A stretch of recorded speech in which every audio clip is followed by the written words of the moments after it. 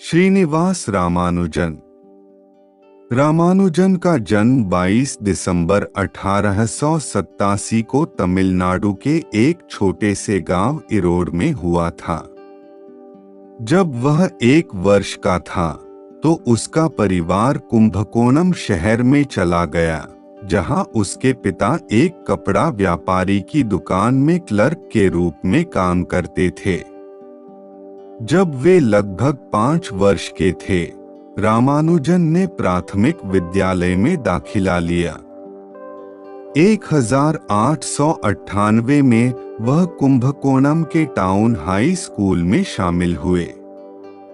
Town high school में रामानुजन ने सभी विषयों में अच्छा किया और खुद को एक सक्षम ऑलराउंड विद्वान साबित किया।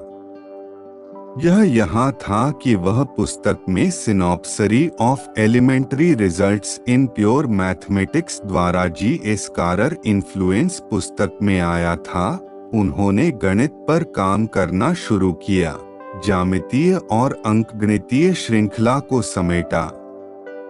उन्हें कुंभकोणम के सरकारी कॉलेज में छात्रवृत्ति दी गई थी। हालांकि उनकी छात्रवृत्ति का नवीनीकरण नहीं किया गया था, क्योंकि रामानुजन ने गणित के अलावा सभी विषयों की उपेक्षा की थी। 1905 में वे प्रथम कला परीक्षा में उपस्थित हुए, जिसने उन्हें मद्रास विश्वविद्यालय में भर्ती होने की अनुमति दी। फिर से वह गणित के अलावा सभी विषयों में असफल रहे। एक प्रदर्शन उन्होंने 1906 और 1907 में भी दोहराया। बाद के वर्षों में उन्होंने गणित पर काम किया, जिसमें केवल कैर की पुस्तक एक मार्गदर्शक के रूप में थी, जिसमें प्रसिद्ध नोटबुक बन जाने पर उनके परिणामों को देखते हुए उन्होंने 1909 में शादी कर ली और नौकरी की तलाश शुरू कर दी। उनकी खोज उन्हें कई प्रभावशाली लोगों में ले गई। उनमें से Ramchandra Rao Indian mathematical society के संस्थापक सदस्यों में से एक थे। 1 साल तक उन्हें रामचंद्र राव ने समर्थन दिया, जिन्होंने उन्हें प्रति माह 25 रुपए दिए। उन्होंने journal of the Indian mathematical society में समस्याओं को प्रस्तुत करना और हल करना शुरू किया। 1911 में बर्नौली नंबरों पर उनके शोध पत्र ने उन्हें पहचान दिलाई और वे चेन्नई में एक गणितीय प्रतिभा के रूप में विख्यात हो गए। 1912 में रामचंद्र राव की मदद से उन्होंने मद्रास पोर्ट ट्रस्ट के लेखा अनुभाग में क्लर्क का पद हासिल किया।